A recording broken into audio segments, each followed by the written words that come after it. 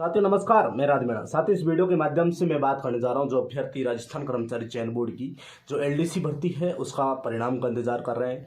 और इसी के साथ में काफ़ी सारे अभ्यर्थियों के कॉल और मैसेज प्राप्त हो रहे हैं कि आप हर भर्ती की जो कट ऑफ बताते हैं अनुमानित कट ऑफ वही रहती है, और एलडीसी भर्ती की कट ऑफ आप जारी जो आपकी तरफ से जो अनुमानित कट ऑफ है वो भी आप बताएं। तो साथियों उसको लेकर ये मैं ये वीडियो आप तक पहुंचा रहा हूं, प्रयास कर रहा हूं कि जो कट ऑफ है लगभग आसपास रहने की पूरी संभावना मैं आपको बता रहा हूँ, क्योंकि ये है हमारा एक पर्सनल अनुभव है, अनुमान है, उसके आधार पर हम आपको ये जानकारी प्राप्त बता रहे हैं।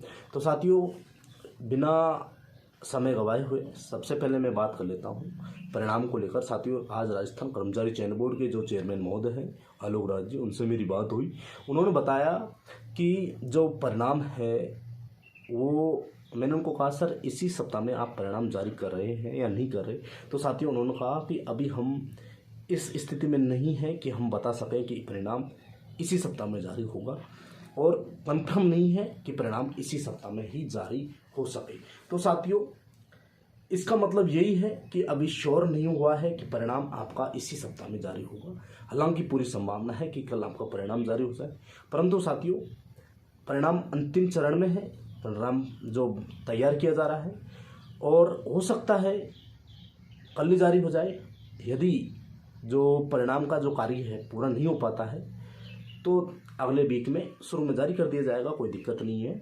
तो साथियों अब आपका जो परिणाम है वो अंतिम स्थिति में है।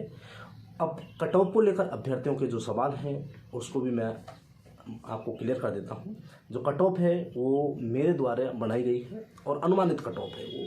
तो साथियों एक अनुमानित कट ऑफ के आधार पर मैं आपको ये वीडियो पहुंचा रहा हूं, जिसमें साथियों सबसे पहले मैं बात कर लेता हूं जो अभ्यर्थी सामान्य के हैं उनकी कट ऑफ 230 से 233 तक रहने की संभावना है, और जो जनरल में महिलाएं हैं उनकी कट ऑफ 220 से 223 के आसपास रहने की संभावना है। इसी के साथ में जो ओबीसी वर्ग के जो पुरुष कैंडिडेट हैं उनकी 226 से 229 कट ऑफ रहने की पूरी संभावना जताई जा रही है। और साथियों बात कर लेता हूं मैं जो अभ्यर्थी ओबीसी महिला हैं उनकी 214 से 217 कट ऑफ रहने की संभावना है। ईडब्ल्यूएस में 221 से 224, और ईडब्ल्यूएस जो फीमेल है उनकी 210 से 213 कट ऑफ रहने की संभावना है। और जो एमबीसी मेल कैंडिडेट 210 से 214, और जो एमबीसी की जो महिला है 187 से 192, और जो एससी के जो मेल कैंडिडेट हैं उनके 200 अंक से लेकर 205 अंक के आसपास कट ऑफ रहने की संभावना है। और जो एससी की महिला हैं उनकी 190 ±3 यानी कि 193 तक जा सकती है। और जो एसटी की जो महिला हैं उनकी 180 से लेकर 183 कट ऑफ जाने की संभावना है। और एसटी के जो पुरुष वर्ग के अभ्यर्थी हैं उनके 192 से 195 अंक कट ऑफ रहने की संभावना जताई जा रही है। इसी के साथ में मैं टीएसपी जनरल के अभ्यर्थियों के लिए बताना चाहता हूं कि 220 से 225 तक कट ऑफ रहने की संभावना है। हालांकि 220 के आसपास ही रहेगी, 25 नहीं पहुंचेगी। और जो जनरल के जो महिलाएं हैं उनके 210 के आसपास कट ऑफ रहने की पूरी संभावना है। और टीएसपी में जो एससी कैंडिडेट हैं मेल उनकी 185 के आसपास कट ऑफ रहने की संभावना है, और महिलाएं हैं उनकी 170 के आसपास कट ऑफ रहेगी जो टीएसपी की। इसी के बाद में मैं बात कर लेता हूँ जो एसटी टीएसपी है उनके 150 ±10 रहेगी, यानी कि जो पासिंग मार्क लेके आ रहे हैं लगभग उन सभी का चयन हो जाएगा, परंतु फिर भी मैं थोड़ा सा एक्स्ट्रा ले रहा हूँ, और 150 ±10 अंक कट ऑफ रहने की पूरी संभावना है। इस तरह से एलडीसी भर्ती के जो परिणाम का इंतजार कर रहे थे उन अभ्यर्थियों के लिए ये वीडियो अति आवश्यक हो चुका है, क्योंकि आपकी कट ऑफ से लेकर परिणाम कब जारी होगा तमाम बिंदुओं पर हमने चर्चा की। इसी के बाद में मैं बात कर लेता हूँ जो आपके जैसे ही परिणाम जारी हो उसके बाद में आपके जो दस्तावेज सत्यापन है उसके जो डॉक्यूमेंट हैं उन डॉक्यूमेंटों को प्रशासन सुधार विभाग और कार्य विभाग भेजा जाएगा। उनकी छटनी होगी पहले।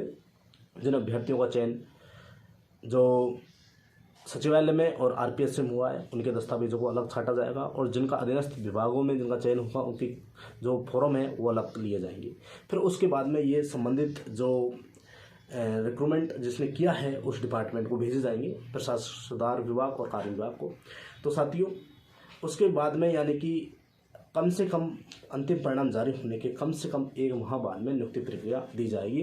जैसे सचिवालय के जो कर्मचारी जिनमें सचिवालय में जिनका चयन होगा उनकी जो नियुक्ति है वो सितंबर माह के लास्ट तक होने की संभावना है। हालांकि जो आपको पता है कि रोजगार कार्यालय लगभग रोजगार जो मेला है वो लगभग 17 सितंबर को होने की पूरी संभावना है, तो उससे पहले पूरा प्रयास करेंगे कि आपकी नियुक्ति को लेकर अति शीघ्र विशेष स्थिति में लेकर 10 से 15 दिन के बाद में ही आपके परिणाम के बाद में आपकी नियुक्ति की प्रक्रिया शुरू करके और नियुक्ति दिलवाई जाए।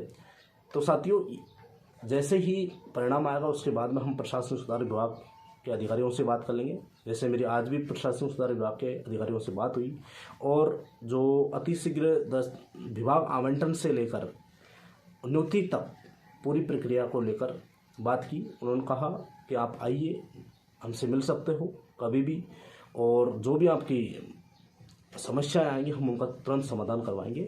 और साथियों, उन्होंने ये भी कहा कि हम अतिशीघ्र विभाग भरवाकर और तुरंत ही विभाग जल्द से जल्द देने का प्रयास करेंगे और फिर तुरंत जो संबंधित विभाग होगा उनमें दस्तावेजों को खिंचवाने का प्रयास करके अतिशीघ्र आपकी नियुक्ति को लेकर हम प्रयास करेंगे।